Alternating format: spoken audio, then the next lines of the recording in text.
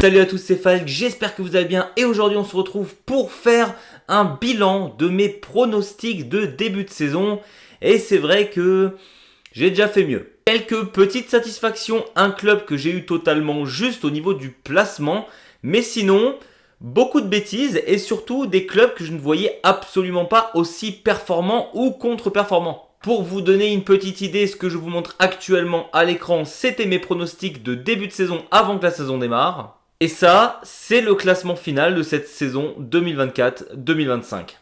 Mais bon, évidemment, je vais expliquer dans cette vidéo pourquoi je pensais que ces clubs finiraient à telle et telle position. Et on va quand même commencer par les satisfactions. La première grosse satisfaction qu'on peut avoir, c'est le fait d'avoir trouvé, avant que la saison débute, les deux clubs qui allaient terminer en Ligue 2 à la fin de saison. J'avais prédit le VfL Bochum et le Holstein Kiel. Alors j'avais prédit que Kiel finirait 18e et Bochum 17e.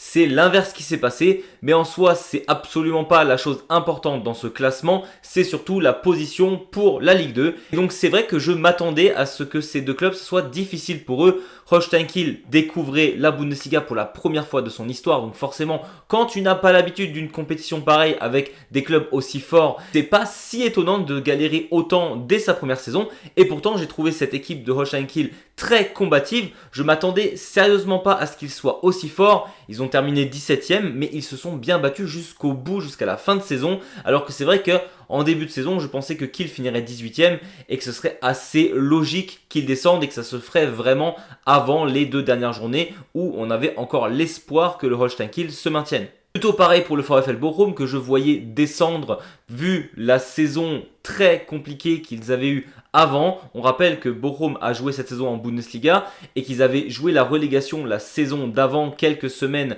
avant le début de la Bundesliga. Ils avaient joué Düsseldorf qui avait fini 3e de Zweite Bundesliga, qu'ils avaient perdu un de ces deux matchs 3-0 et qui se sont maintenus miraculeusement. Mais c'est vrai qu'à un moment donné, quand cette équipe déjà c'était compliqué lors d'une année, qu'ils ne se renforcent pas drastiquement pendant l'été, je pensais que pour eux ça serait très difficile et on l'a bien vu, le début de saison était absolument catastrophique. On peut limite remercier Dieter Hecking que ce VfL Bochum là ait eu encore de l'espoir durant la saison parce que clairement c'était hyper mal parti.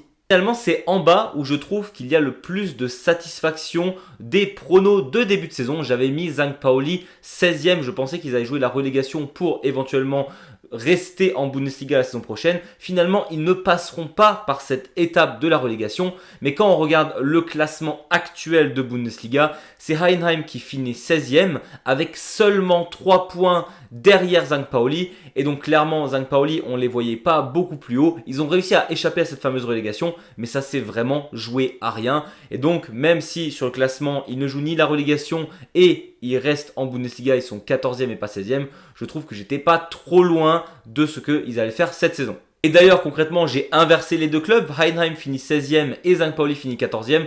Dans mes pronos, j'ai mis Heidenheim 14e. Et en soi, ça peut être une petite satisfaction en soi parce qu'on rappelle que Heidenheim s'était quand même qualifié pour la Conference League. Beaucoup croyaient en cette équipe qui s'était, comme dit, qualifiée pour jouer l'Europe. Moi, je pensais sincèrement qu'ils n'étaient pas assez renforcés pour tenir la cadence en Europe et en Bundesliga. Et donc, je les voyais chuter drastiquement au tableau, parce qu'ils étaient clairement première partie de tableau et assez haut. Je les voyais descendre drastiquement à la 14e place. Finalement, la chute aura été encore plus violente. Ils finiront 16e et vont donc jouer jeudi et lundi prochain contre Elversberg pour essayer de se maintenir en Bundesliga. Et donc Heidenheim, je les voyais sincèrement en difficulté avant de ce début de saison. C'est ce qui s'est passé, même pire que ce que j'aurais pensé. Évidemment, la satisfaction de ces pronos de début de saison, c'est d'avoir trouvé un club qui a fini exactement à la position que je pensais où ils allaient terminer.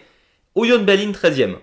Voilà, concrètement, tout le monde s'en fiche de la 13e place. J'ai trouvé Union Berlin 13e en fin de saison avant le début de saison. Voilà, vous pouvez m'applaudir si vous le souhaitez parce que vraiment trouver la 13e place, la place dont tout le monde s'en fout, c'est vraiment miraculeux je trouve. Et en mini satisfaction, même si je trouve que je triche un peu, c'est le Borussia Dortmund qui finit 3e dans mes pronos, qui finit 4e à la fin de saison de Bundesliga. Sauf que clairement dans mes pronos, je voyais une bataille assez forte entre Leverkusen et le FC Bayern pour la première et deuxième place. Et je voyais une sacrée bataille entre Dortmund et le reste pour garder les places en Ligue des Champions. Mais je voyais clairement cette équipe du Borussia Dortmund plus fort que le reste. Et au vu de ce qui s'est passé cette saison, où on a vu un Borussia Dortmund galérer comme jamais, qui a été en milieu de tableau pendant la moitié de la saison au minimum, et vraiment qui se sauve, qui arrive dans ses places de Ligue des Champions à la toute dernière journée de Bundesliga, qui doit attendre un score favorable entre Freiburg et Francfort pour pouvoir se qualifier. Eux-mêmes doivent se qualifier avec 1 ou 2 buts pour rester en Ligue des Champions. Voilà. Techniquement, je les ai mis 3e, ils ont fini 4e, mais c'est absolument pas le scénario que je voyais en début de saison. Dortmund a surpris tout le monde par sa médiocrité en début et milieu de saison et par sa résilience absolument folle lors des 6-7 derniers matchs. On va commencer par les petites bêtises. Le FC Augsburg que j'ai mis 15e, ils ont terminé 3 places au-dessus, 12e. Mais c'est vrai qu'avant le début de saison, je ne croyais absolument pas en cette équipe et surtout en son attaque. C'est vrai que l'année d'avant, on s'ennuyait vraiment devant les matchs du FC Augsburg et je m'attendais à ce que ce soit clairement pareil cette saison. Finalement, le début de saison m'a donné un petit peu raison parce que l'attaque du FC Augsburg, c'est clairement pas folichonne. Par contre, je ne voyais pas cette équipe pouvoir avoir un verrou défensif pareil, à changer sa philosophie de jeu en pleine année, à avoir pendant quelques mois la meilleure défense d'Europe, on le rappelle, avec le Racing Club de Strasbourg et le FC Barcelone. C'est d'ailleurs ça qui a un peu préservé cette équipe.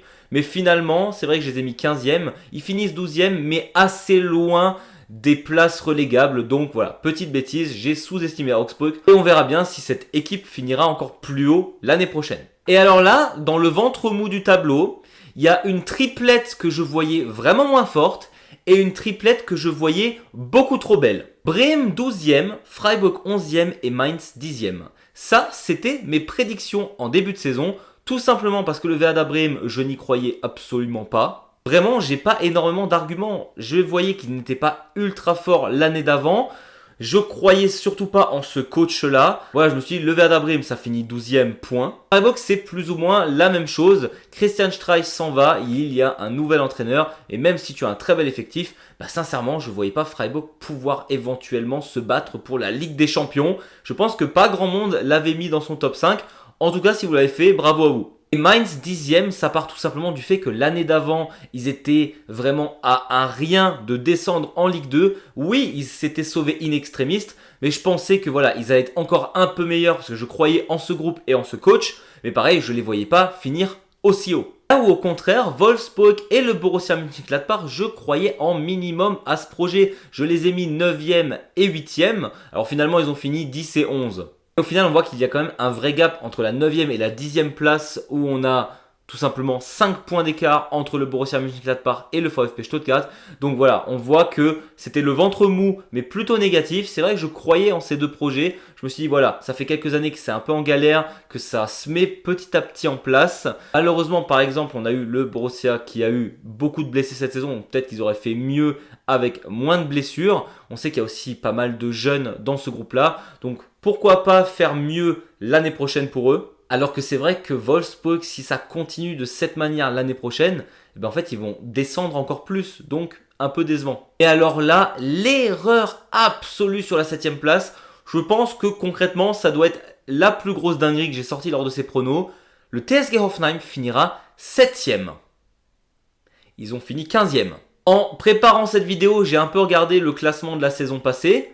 Ok, ils étaient meilleurs que cette saison largement, mais c'est vrai que les placer à ce niveau-là, avec toutes les dingueries qui s'est passées un peu autour du club récemment, qui s'est pas vraiment renforcé de fou, je ne sais pas pourquoi je les voyais aussi forts. Alors est-ce que c'est parce que eux, je les voyais tout simplement plus forts que les autres clubs que je voyais plus faibles? C'est possible, mais les mettre 7e, même encore maintenant, je comprends pas pourquoi je les ai mis devant Gladbach et Wolfsburg. À la limite, d'après ce que je disais tout à l'heure avec Bremen, Freiburg, Mainz, je peux l'entendre par rapport à ce que je pensais, mais pourquoi devant le Borussia Mönchengladbach et devant Wolfsburg, je capte absolument pas. Mais du coup voilà, j'ai une triplette que j'ai mis 9 à 7 qui est vraiment plus basse et j'ai une triplette que j'ai mis de 12 à 10 qui est largement meilleure que ça. Et là où je suis un peu dégoûté, c'est le VfB Stuttgart que j'ai mis à la 6e place. Sincèrement, je me souviens d'avoir dit un truc du genre, Je pense qu'il y a toujours des grosses surprises et qu'il y a un grand club qui sombre entre guillemets dans une saison. Et c'est pour ça que je voyais que Stuttgart passait quand même de la 2e place de l'année d'avant à 6e et jouer la Conference League, ce qui est beaucoup moins bon par rapport à la fameuse saison qu'ils nous ont faite et qu'ils ont joué même en Ligue des Champions. Mais pareil, je pensais que ça allait être difficile d'allier Ligue des Champions et Bundesliga pour eux. Mais c'est clair que jusqu'à descendre à la 9e place officiellement, je m'attendais à une chute, mais une chute pareille. Limite, je suis déçu parce que mon argument était bon, mais je ne les voyais pas chuter à ce point-là. Et sincèrement, aujourd'hui, je ne capte toujours pas pourquoi Stuttgart a autant galéré. Ils ont vraiment les moyens au niveau des joueurs, au niveau du coach, au niveau de l'effectif. Alors oui, je sais qu'on les attendait plus, mais il y a eu énormément de choke de la part de ce VfB Stuttgart-là. Je pense notamment au fameux match contre Leverkusen qui sont censés gagner. S'ils le rejouent 10 fois, ils le gagnent 10 fois ce match. Ils le perdent 4-3 au final. Ça n'a aucun sens. Et ils nous ont fait ça pendant toute la saison de Bundesliga. Vraiment, Stuttgart, c'était ultra décevant cette saison. Et vous savez qui était aussi ultra décevant cette saison? Le club que j'avais mis 4e pour la Ligue des Champions, le RB Leipzig, qui ne jouera même pas l'Europe. Parce que oui, Leipzig ne jouera pas l'Europe, c'est Mainz 05 et le SC Freiburg qui joueront à leur place en Europe. Celui qui pouvait m'assurer ça avant le début de saison, je suis désolé, c'est un génie absolu. Je pense que pour la saison prochaine, je vous demanderai d'écrire votre classement final dans les commentaires pour qu'on puisse en discuter. Je pense que pas grand monde nous mettait Mainz et Freiburg en Europe en fin de saison. En tout cas, Leipzig, on en a parlé et reparlé. Marco Rose, c'est vrai que j'y croyais pas, mais malgré tout, ils ont un effectif ultra deep avec des super joueurs. Mais waouh, quand t'es le RB Leipzig descendre à la 7e place avec le budget que tu as mis dans ton équipe, je trouve ça absolument effrayant. Bon, en petite erreur, j'ai mis Frankfurt 5e. En soi, ils ont fini 3e, mais ça s'est joué jusqu'à la toute dernière journée. Si jamais Freiburg gagnait et Dortmund gagnait, Frankfurt finissait 5e, donc je me dis, voilà, c'est une petite erreur. Mais bon, quand même, ils étaient 3e pendant la quasi-totalité de la saison. Donc voilà, je peux considérer que c'est une petite erreur quand même. Et évidemment, l'erreur absolue, au-delà du fait d'avoir mis le TSG Hoffenheim 7e et qu'ils ont fini 15e, j'ai mis le Bayer Leverkusen champion à la place du FC Bayern. Je m'en excuse. D'ailleurs, je me souviens dans les commentaires, il y en a qui me disaient « Je pense que le Bayern finirait champion ». Sincèrement, je pensais ça possible, je pensais qu'il allait y avoir une grosse bataille. Mais finalement, cette bataille n'en était vite plus une parce que le Bayern, à un moment donné, tout simplement trop de points d'avance sur le Bayer Leverkusen et ils étaient quand même champions de manière assez large au final. Et c'est vrai que ce groupe du Bayer Leverkusen qui me semblait absolument monstrueux, qui venait de faire une saison invaincue, on le rappelle, c'est pour ça que je les avais mis aussi premiers. Je pensais pas qu'ils allaient perdre entre guillemets autant de matchs, même s'ils n'ont pas perdu énormément, mais surtout faire autant de matchs nuls. Voyant comment ils se sont donnés jusqu'à la dernière seconde lors de chaque match de la saison d'avant, c'est vrai que je pensais qu'ils allaient continuer sur cette lancée-là, sachant que l'effectif n'avait quasiment pas bougé. Donc voilà, c'est vrai que je croyais plus au Bayer Leverkusen, avec les gros problèmes que le Bayern a eu, surtout à chercher un nouveau coach. Vincent Kompany, ils l'ont pas eu directement. On rappelle qu'il y a plein de personnes qui ont dit non au FC Bayern, qui ne le voulaient pas, ce poste de coach.